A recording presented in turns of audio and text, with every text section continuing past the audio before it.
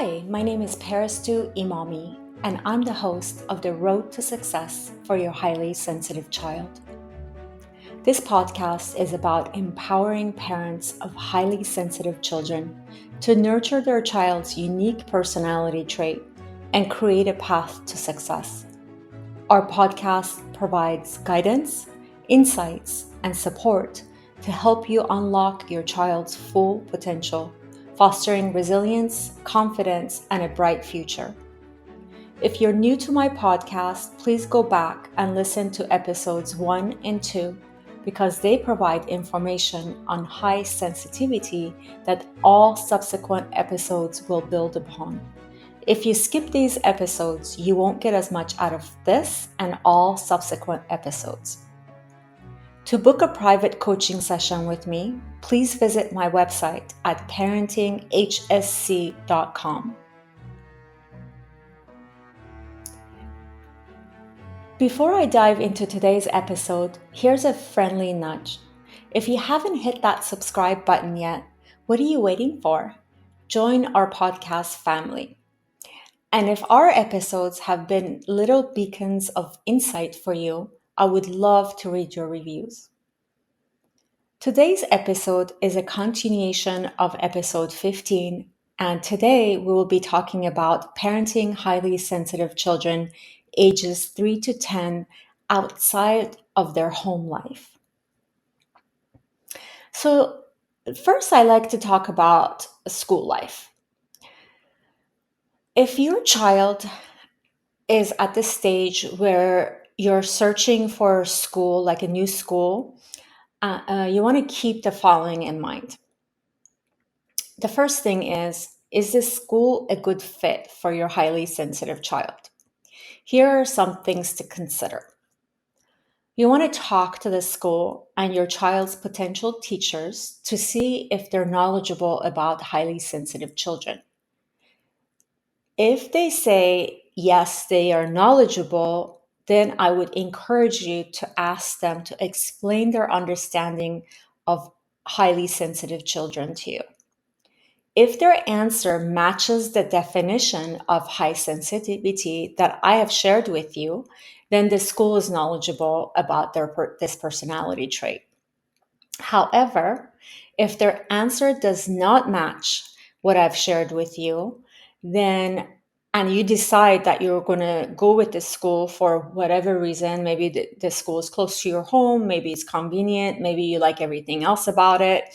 There are many factors that go into determining whether a school is the one that's a good fit for you, your child, and your family. So what I encourage you to do is provide the school with documentation around high sensitivity and not just about what a highly sensitive child is, not just the 4 aspects that I've shared with you, but also include very specifics about what they should do with your child and what they should not do with your child, because every child is different and every child is unique, and what works for one person may not work for another. So given the fact that your child is unique, as is any other child, you want to make sure that you give them very specifics, that the specifics should be all about your child. What is it that your child needs to be successful in this school? And you want to set the school up for success. This is the reason that you're providing them with this type of documentation. And also you want to keep it concise and to the point, because most people don't like to read long documents, especially nowadays. Most people really have learned to get to the information that they need quickly. So you want to make sure that you're concise and to the point. So this document would not just help you, but it would also help the school because it would set them up for success. So you want to create this win-win situation, because the better the school understands your child, the more equipped they are to handle your child in a way that sets them up for success. If your child doesn't do well in crowded environments, then I suggest that you consider a school that has a fewer number of students in each class. So that's something else to consider.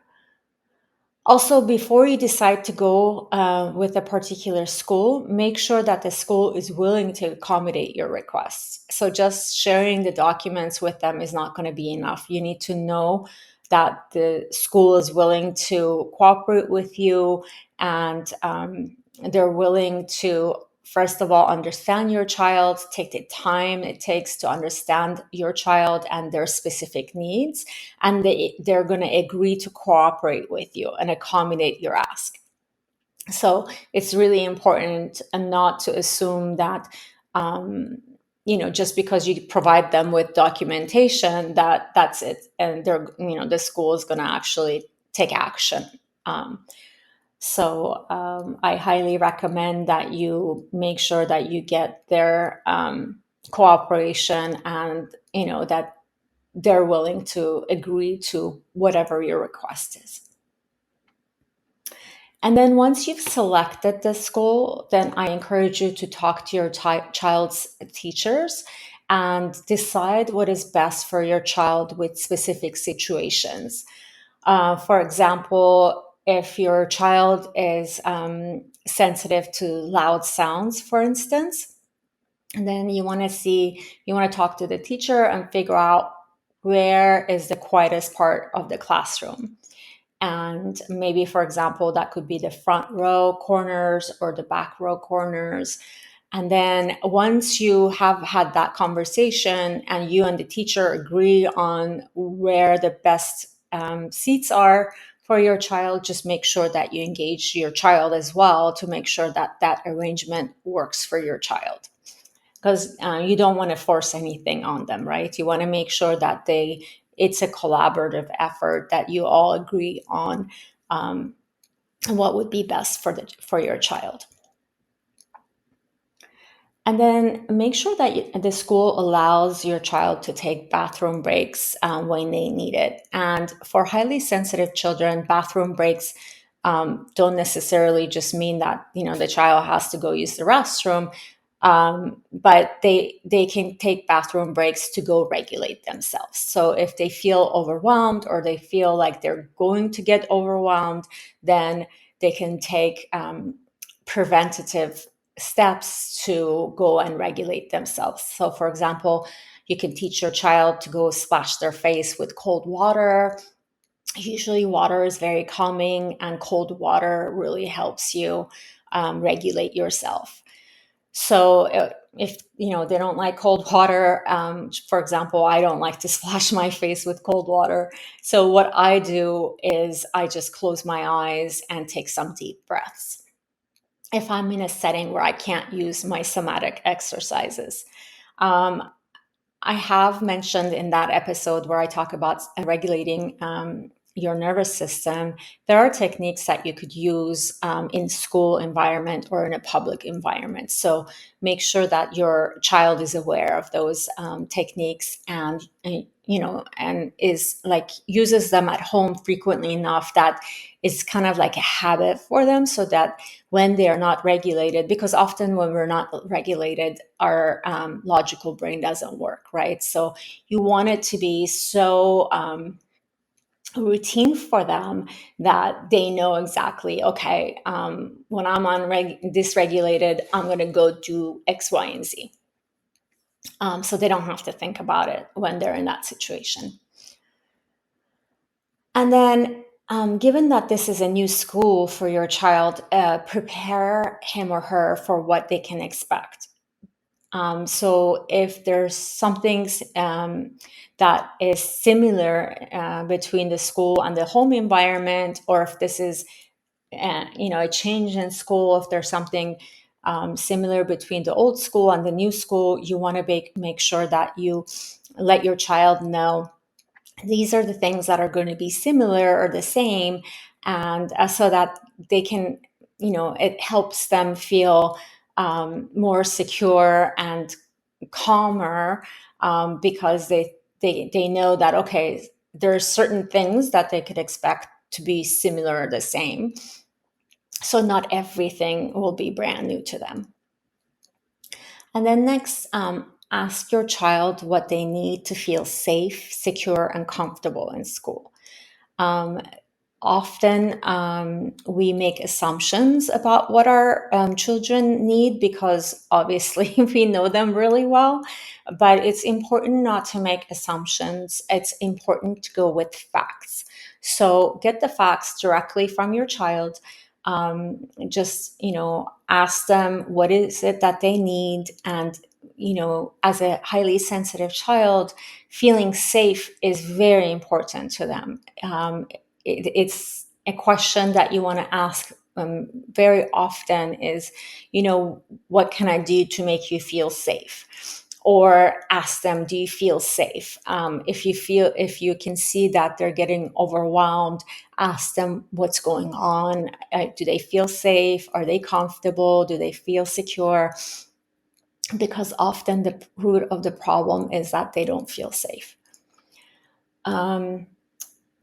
And if they're sensitive to noise, for example, ask them if they would like to use earplugs when the classroom gets too noisy for them. I have ones that I recommend on my website. They're very discreet and they work really well because they kind of mold to each person's ear, so that it's much better fit usually, and so it doesn't allow sound through. And then if I've used them for over 10 years now and I love them. I definitely have tried so many different ones, and these are the only ones that I'm willing to use. And I carry them everywhere with me. I have a holder that I have on my keychain, and earplugs are always in there. And if I use it, then I toss them and I replace them with new ones. So they're always available to me. And then the other option is noise cancellation headsets, if the school allows for it. And some kids don't like earplugs, and some do. So it all depends on your child. So if they prefer the noise cancellation headset, that's another option for them. And then if the school allows for it, let your child bring familiar comforts. Like it could be a toy, a stuffed animal, a book, or even a piece of clothing. Whatever it is that your child uses at home to feel calm and secure, it could help them in new settings as well. If your child prefers to play on their own, please let them do so until they feel comfortable to engage with other children. Just make sure that their teachers don't force them to engage with other children until they're ready to do so. Because forcing your child to do something that they're not ready to do, it would actually delay that process. So it would just that you would just take a few steps back if the teacher decided to force them to do something. You can gently encourage, but definitely not force and definitely not push. And then once your child comes home, you want to engage with them and ask them questions. The more questions you ask, the better you can understand your child and what's going on in school for them. So just make this a habit so that your child knows. Maybe you do this if you're the one picking up your child from school. You can ask them when they get in the car, how was your day? What was the best part of your day? Who did you play with today? What projects did you work on today? What was your favorite class and why? What did you dislike, and why you disliked it? So you always want to ask why, because you're seeking to understand how things went for at school. So it's important to ask open-ended questions and not a yes/no question, so that you could get information. because the purpose of your questions are to gauge how they're doing in school, right? And you want to be able to understand whether something is not working out, either with the teacher or with some students or with friends. So the other thing that you really want to look out for, because this is frequent occurrence for highly sensitive children, is that they get bullied at school, and it could be at any age. And so you definitely want to look out for that. And if if your child does get bullied at school, you want to make sure that you nip it in the bud, because you want to make sure, first of all, you want to make sure that the school has zero tolerance for bullying. And then, um, depending on the situation, maybe you feel that just talking to the school is not enough, and you want to talk to the parents whose child bullied your child. And that might be helpful to, first of all, bring it to their attention. They may not even know, or you might need to, figure out why their child decided to bully, and what could be done to make sure that it doesn't happen again. But whatever you do, don't brush it off or dismiss it. Make sure that you advocate for your child, and you teach your child how to advocate for themselves as well. Next, let's talk about preparing your child for new situations. Before heading out, you want to talk to your child about what they might expect. This can include who they will meet, what the environment might be like, what the activities that they're going to get engaged will be like. The more specific you can be, the better your child will feel like the more your child will feel comfortable, and the less anxiety they will have. And so hopefully they won't get overwhelmed when they're in the new situation. So the more specifics you can give them, the better they can prepare themselves. And then create a safe space. When in a new environment, identify a quiet place where your child can retreat to if they feel overwhelmed, or maybe this could be like a quiet room at a relative's house, or a calm corner in a public place like a park. You want to identify those places ahead of time if you know of it, or the minute you get there and now you're familiar, like you know what the space looks like, and then you could come up together, you could come up with what space you want to use if your child gets overwhelmed, and maybe even come up with a code word so they don't have to say I'm overwhelmed. Maybe they can use a code word that either they come up with or that you come up with together.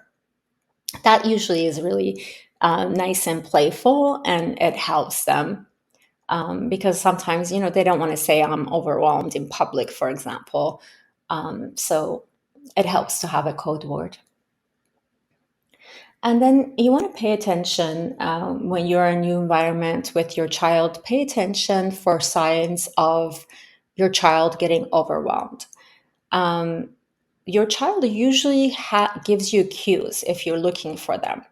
So, because often they may not, at this age, they may not be able to verbalize their discomfort. So you want to look for signs like clinging, irritability, or withdrawal, these as indicators that they might be feeling overwhelmed. And then, the next topic I want to talk about is social life. So you want to encourage social interaction at their pace. So don't force your child to interact with people when they're not ready. Allow them to observe first and join in when they feel comfortable. Because this is part of being highly sensitive. You want to observe, you want to analyze, and you want to engage once you have processed the situation. So Remember not to label them as being shy, or that they take time to warm up. It might look like shyness, it might look like they're taking time to warm up, but most likely it's their high sensitivity, which is the first aspect, right? The depth of processing. So highly sensitive children um, are going to analyze and observe before they're going to get engaged in a particular situation. And at times they may feel like this is not something that they want to engage in. So you have to be able to give them that option if that's available to them. They may not want to get engaged, and that could be okay depending on the situation. I encourage you to make that be okay, because this is the stage where you want to really build your child's confidence, security. You want them to feel good about themselves. You want them to know what they like, what they dislike. These are the things that builds the foundation for your child, right? It's like building the house. If you don't set the foundation, and if the foundation is not secure, then the rest of the house will collapse, right? It's all about the foundation. So for your child, and their formative years is the years that are the most important for them. I would even say, it's up to age 10, the formative years. A lot of people consider that to be up to age 8, but I would go even till age 10. Those could be their formative years. Depending on each child is different. So you definitely want to build their confidence, make them secure, build their resilience, and then later on in life, you still have a chance to prepare them for what they will encounter in life, right? They might be in situations in life where they need to engage even if they don't want to. But that can come later in life. They're very young at this stage. You don't need to teach them these things at this stage. And then you want to teach them coping strategies, simple techniques like deep breathing, counting, or visualizing. Like visualizing being in a calm place can be helpful. A lot of times, I think, if you teach your child to visualize something that they love, for example, if they have a cat at home, they can visualize petting that cat. If they love the ocean, they can visualize being in the ocean. Whatever it is that your child loves and feels safe in, you can teach them to visualize that particular situation. And then, of course, the somatic exercises and techniques that I've taught in my previous episode is very helpful as well. And then you want to respect their limits. It's okay if your child isn't ready for a particular experience. Be patient and don't push them beyond their comfort zone. So, you want to use positive reinforcement. Praise your child for their efforts in handling these situations, no matter how small. Highly sensitive children really love getting praise, and the more you praise them, the more confident they become, the more resilient they become. And then educate others. If you're with friends or family, gently educate them about your child's sensitivity. This helps in creating a supportive environment. So your child is not just understood by you, but they are also understood by the extended family and your friends, especially if they're friends that you see often. And then remember that every child is unique, and what works for one may not work for another. It's about finding the balance that works for your child and your family. Highly sensitive children have incredible strengths. They're often empathetic, observant, attuned to others around them. They're courteous and thoughtful. So, by nurturing these traits and understanding their needs, you can help them thrive in any environment. As we wrap up today's episode, I want to remind you that you have the power to create a bright and successful future for your highly sensitive child. Embrace their uniqueness, nurture their strengths, and provide them with the love and support they need. Together, we can pave a path to success that aligns with their sensitivity. Thank you for joining us today, and remember, you're not alone on this journey. We'll be here with more insights and inspiration in our next episode. Until then, keep believing in your child's potential because they truly are extraordinary. Stay tuned, stay inspired, and stay committed to setting your child up for success in life. To book a private coaching session with me, please visit my website at parentinghsc.com.